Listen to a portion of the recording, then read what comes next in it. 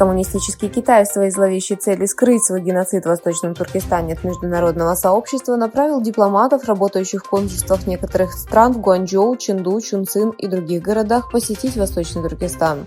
По сообщению китайской сети, 26 апреля 14 главных консулов, включая Бразилию, Кубу, Непал, Иран, Вьетнам, Камбоджу, Сенегал, Эквадор, Индонезию, Мьянму, Таиланд, Уганду, Пакистан и Турцию, посетили район Кашгар в Восточном Туркестане.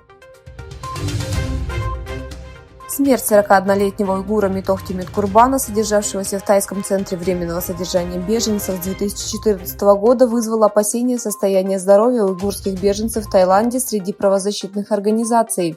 В настоящее время различные организации, включая Human Rights Watch, публикуют заявления, в которых призывают тайское правительство улучшить условия содержания уйгурских беженцев и как можно скорее переселить их в подходящую страну.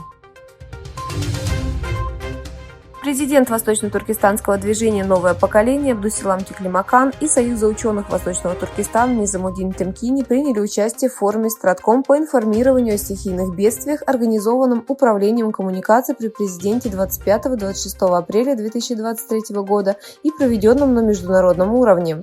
На форуме подробно обсуждалось землетрясение в районе Кахраман-Мараша, которое произошло 6 февраля 2023 года и было названо катастрофой века.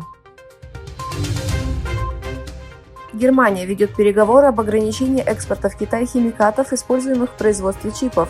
По сообщению Bloomberg со ссылкой на источники, этот шаг является частью пакета мер, в которых правительство Германии обсуждает ограничение доступа Китая к необходимым материалам и услугам для производства полупроводников.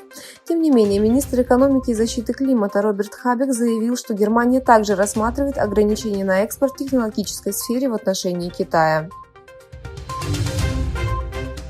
Китайско-центральноазиатский саммит пройдет в мае в центре провинции Шаньси, городе Сиань. Об этом объявили на пресс-конференции после 4-го заседания министров иностранных дел Китая и центральноазиатских стран, которое прошло в четверг.